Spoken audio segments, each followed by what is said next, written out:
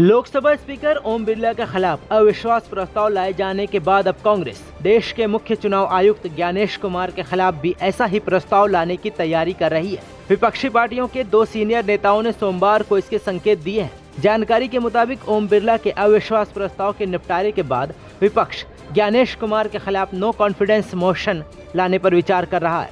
अगर विपक्ष संसद में महाभियोग का नोटिस देता है तो देश में पहली बार होगा कि मुख्य चुनाव आयुक्त के खिलाफ महाभियोग आएगा। कांग्रेस के एक नेता ने कहा कि एसआईआर के विरोध में ज्ञानेश कुमार के खिलाफ ये प्रस्ताव लाया जाएगा। उन्होंने कहा, इंडिया गठबंधन के सहयोगियों के साथ बातचीत हुई है और सभी पार्टियां अलग अलग राज्यों में वोटर रोल के चल रहे स्पेशल इंटेंसिव रिवीजन को लेकर कुमार के खिलाफ अविश्वास प्रस्ताव लाने के लिए तैयार है। कांग्रेस नेता ने कहा, ये बारी बारी से होगा। हमें उम्मीद है कि बिरला के खिलाफ नोटिस पर मंगलवार को विचार किया जाएगा।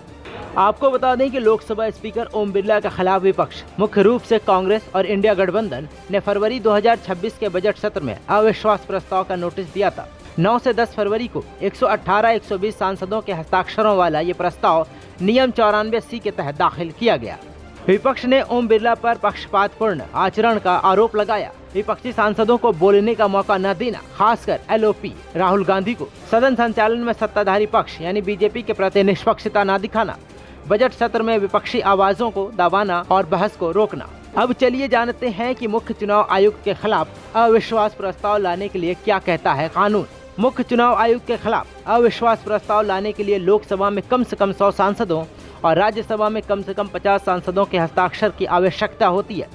इसके बाद ही इससे जुड़े नोटिस को विचार के लिए स्वीकार किया जाता है। वही मुख्य चुनाव आयुक्त यानी सीईसी और चुनाव आयुक्तों की नियुक्ति और उसके कार्यों से संबंधित 2023 के कानून के मुताबिक मुख्य चुनाव आयुक्त को उसके पद से केवल उसी प्रकार और उन्हीं आधारों पर हटाया जा सकता है जैसे सुप्रीम कोर्ट के न्यायाधीश को हटाया जाता है। दूसरे शब्दों में इसका मतलब ये है कि मुख्य चुनाव आयुक्त को केवल संसद के दोनों सदनों में महाभियोग के माध्यम से ही हटाया जा सकता है। सीईसी को पद से हटाने का प्रस्ताव संसद में किसी भी सदन में पेश किया जा सकता है। इस प्रस्ताव को पास होने के लिए विशेष बहुमत की आवश्यकता होती है, यानी प्रस्ताव को सदन की कुल सदस्य संख्या का बहुमत और उपस्थित और मतदान करने वाले सदस्यों के 2/3 बहुमत का समर्थन प्राप्त होना चाहिए। आपको बता दें कि 2 दिन पहले यानी 8 मार्च को ज्ञानेश कुमार पश्चिम बंगाल चुनाव के लिए बंगाल पहुंचे थे, लेकिन वहां एयरपोर्ट से लेकर सड़कों तक उन्हें लोगों का विरोध झेलना पड़ा, जिसका वीडियो सोशल मीडिया पर काफी तेजी से वायरल हो रहा है। ऐसे में अब यह अविश्वास प्रस्ताव ज्ञानेश कुमार के लिए और मुश्किलें बढ़ा सकती है। आप इस बारे में क्या सोचते हैं, हमें कमेंट्स में जरूर बताएं। नमस्कार, मैं हूं मानक गुप्ता। अगर आपको हमारा ये वीडियो पसंद आया हो तो इसे लाइक और शेयर जरूर करें और हाँ, हमें सब्सक्राइब और फॉलो करना ना भूलें ताकि आप देश और दुनिया की कोई खबर मिस ना करें। तो जुड़े रहिए हमारे साथ और देखते रहिए न्यूज़ 24।